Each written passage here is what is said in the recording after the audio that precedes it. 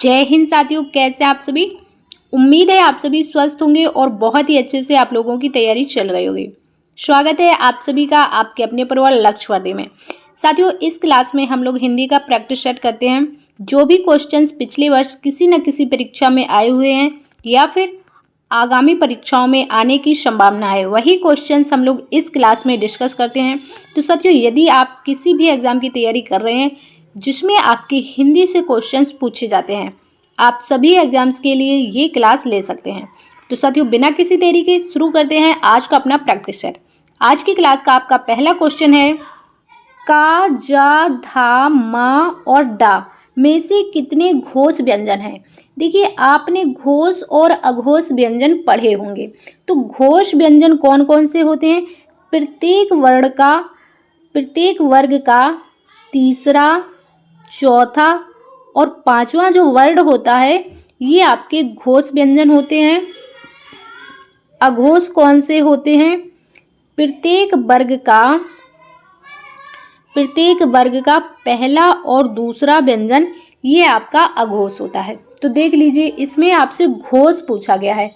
का, ये तो आपका नहीं होगा है, का तो पहला ही वर्ड है, पहला आपका अघोष हो जाएगा। जा, चा, छा, जा, ये आपका सही है, ये घोष है। धा किस वर्ग का है? ता, था, दा, धा, ये भी आपका ठीक है। मा किस वर्ग का है? पा, फा, बा, भा, मा, ये आपका पांचवा वर्ड है, ये भी हो जाएगा। डा किस वर्ग का है? टा, ठा, डा, ये आपका तीसरा वर्ड है, ये भी हो जाएगा। तो ये चारों ही वर्ड आपके घोष व्यंजन है। का आपका पहला वर्ड है का वर्ग का, तो ये आपका अघोष हो जाएगा। कितने पूछे हैं आपसे, कितने घोष व्यंजन है? तो कितने हैं? 4। ऑप्शन नंबर ए बिल्कुल सही यहाँ पर हो जाएगा। क्लियर। इसके बाद अगला क्वेश्चन है आपका, निम्न में से एक की वर्तनी शुद्ध है। आपको शुद्ध वर्तनी वाला शब्द बताना है। आशीर्वाद, निरोग, कवित्री या फिर अच्छोहनी, कौन सा शब्द शुद्ध है? देखिए, आशीर्वाद की वर्तनी आपसे बहुत पूछी जाती है, लेकिन ये आशीर्वाद जो है गलत लिखा है। सही हो जाएगा, इस तरह से आशीर्वाद लिखा जाता है। आशीर्वाद, इस तरह से आशीर्वाद लिखा जाता है। क्लियर। निरोग में नी में बड़ी मात्रा लगती है, निरोग, निरोग इस तरह से होता। कवित्री इस तरह से नहीं लिखा जाता है, कवइत्री होता है, कवइत्री होता है। कवित्री का शुद्ध रूप ये है। क्लियर। तो ऑप्शन नंबर डी इस क्वेश्चन का बिल्कुल सही आंसर है। अच्छोहनी इस तरह से लिखा जाएगा। क्लियर। इसके बाद अगला क्वेश्चन है आपका, किस युग को आधुनिक हिंदी कविता का सिंह द्वार कहा जाता है? सिंह द्वार किस युग को कहा जाता है, ये आपको बताना है। द्विवेदी युग को, भारतेंदु युग को, वीरगाथा काल को या फिर इनमें से कोई नहीं। बताइए, फटाफट से आंसर कीजिए।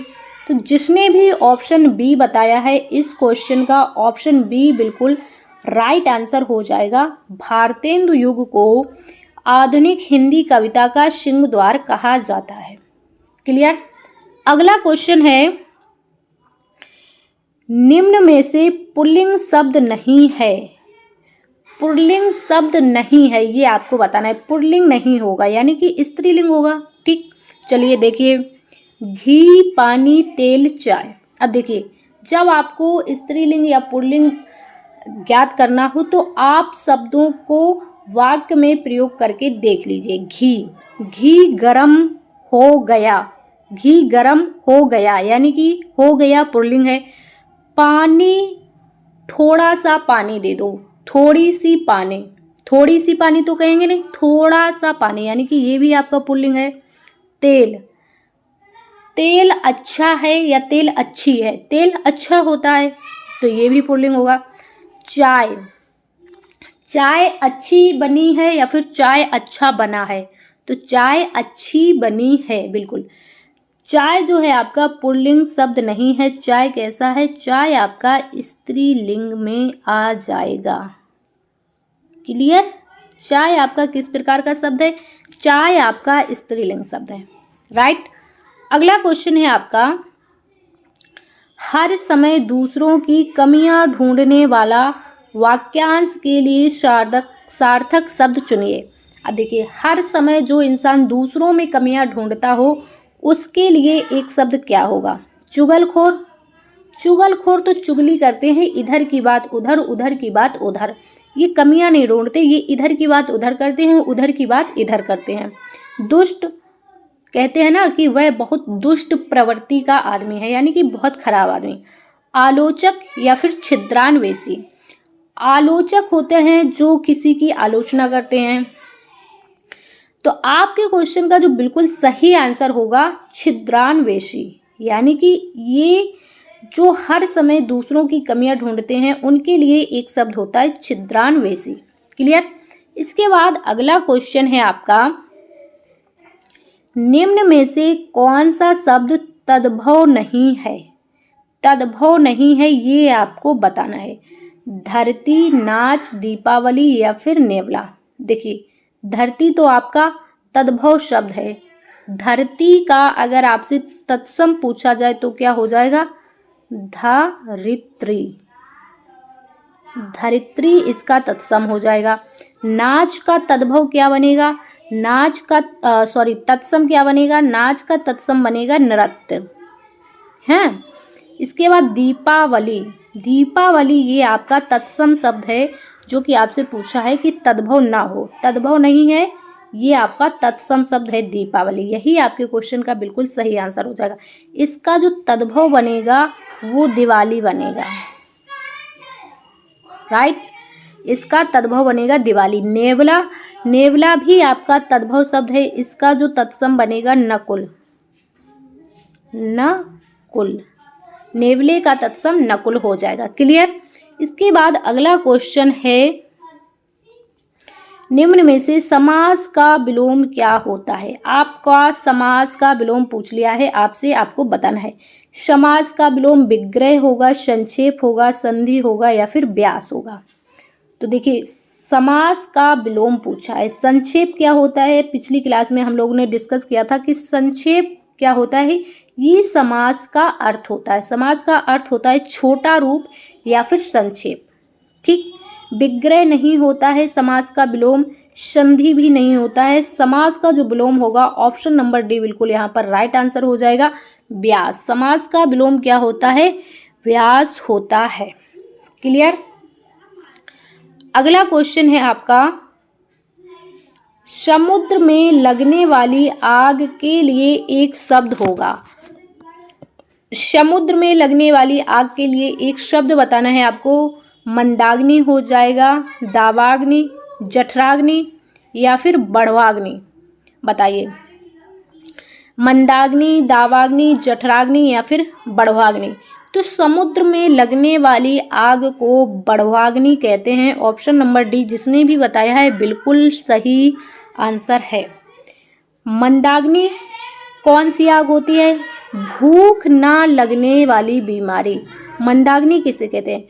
जब भूख ना लगने वाली बीमारी, भूख ना लगने वाली बीमारी के लिए जो एक शब्द होता है उसे मंदाग्नि कहते हैं। दावाग्नि किसे कहते हैं? जंगल में लगने वाली आग को दावाग्नि कहते हैं। और जठराग्नि किसे कहते हैं? पेट की आग को जठराग्नि कहते हैं। क्लियर।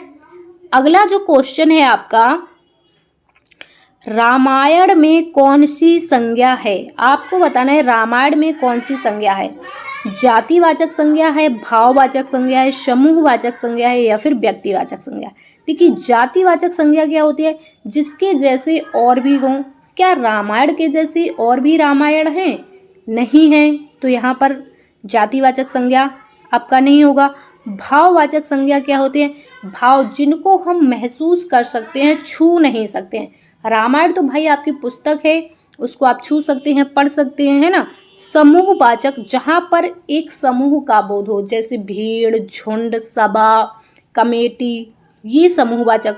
व्यक्तिवाचक संज्ञा जिसके जैसा कोई और ना हो, जैसे राम, श्याम, राधा, कानपुर, लखनऊ, किसी कोई भी एक ऐसा नाम जिसके जैसा कोई और ना हो। भाई किसी एक व्यक्ति का नाम है, अब वही नाम किसी और का तो हो सकता है, लेकिन वो उसकी पहचान होती है। एक जिस नाम से कोई एक पहचाना जाता है वहाँ आपकी व्यक्तिवाचक संज्ञा होती है। तो रामायण आपका ऑप्शन नंबर डी बिल्कुल सही हो जाएगा। रामायण में कौन सी संज्ञा है? व्यक्तिवाचक संज्ञा है। तो साथियों ये था हमारा आज का प्रैक्टिस सेट। इसमें आपने कितने क्वेश्चन सही कर पाए हैं कमेंट बॉक्स में ज़रूर बताइएगा। और क्लास यदि आपको पसंद आई है तो क्लास को लाइक और शेयर कीजिएगा। चैनल पर नए हैं तो चैनल को सब्सक्राइब कर लीजिएगा। हम मिलेंगे आपसे नेक्स्ट क्लास में। जब तक के लिए स्वस्थ रहिए और अच्छे से अपनी तैयारी करते रहिए। जय हिंद साथियों।